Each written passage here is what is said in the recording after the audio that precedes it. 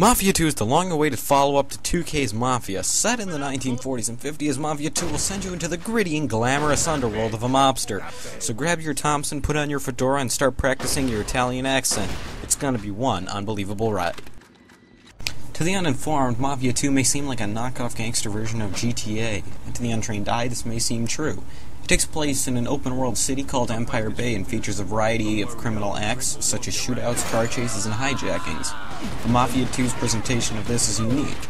Cars need to be picklocked before stealing them, and the game is told mostly through cutscenes. Mafia 2 is a very cinematic and linear experience, although in some sense it's a completely open world. Nevertheless, Mafia 2 does a phenomenal job of telling its story. Mafia 2's storyline follows you, Vito Scaletta, an Italian immigrant to the United States. After returning home from World War II, you're kind of caught in a bad situation where your family owes money to the mob. With really no other choice, you decide to join them, and an interesting tale follows. It's a classic mob story. Your best friend could be your worst enemy. Nonetheless, Mafia 2 puts a twist on the already twisted gangster story. It's definitely one to be played. Graphically, Mafia 2 is stupendous. Empire Bay is quite gorgeous from top to bottom. The streets are crowded with beautifully modeled vehicles and freakishly lifelike pedestrians. While it shines in general, it's the little things that make Mafia 2 so pretty. The cloth simulation of suits, ties, and trench coats gives an eerie lifelike tone, and the actual hubcap of your car flying off and bouncing along the interstate makes you feel like you're reliving a classic gangster picture. Sound design is equally good, but isn't quite on par with something like Bad Company 2. The weapons are powerful and frightening, but the cars lack the bass and rumble. Speaking of cars, the physics of driving are incredibly realistic, possibly more so than something like GTR or Gran Turismo. In fact, there's a normal and simulation driving mode that you can pick in the options menu. The cars skid, understeer, and oversteer, and burn out in realistic manners. This brings me to the game's realism level. This game can almost be called a simulator. Your cars have a gas gauge that will run empty if you don't fill up occasionally. Vito can only take a few hits before his promising gangster career is put to bed, and the sheer mature nature of the story complements this level of realism.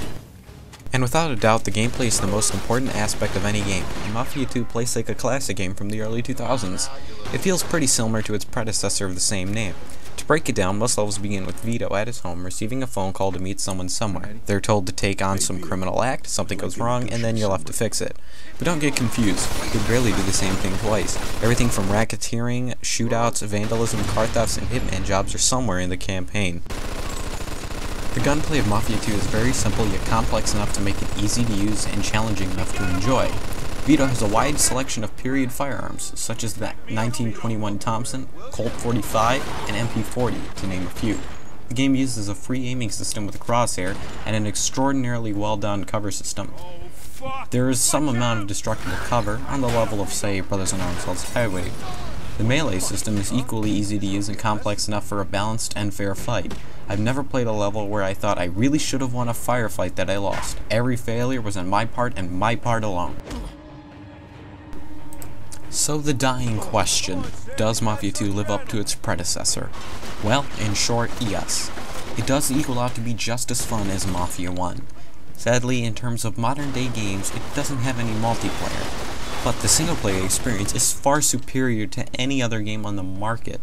There's a wide variety of criminal acts to partake in Empire Bay, and a decent amount of customization, such as gun shops and clothing stores, to keep you interested for at least 50 hours.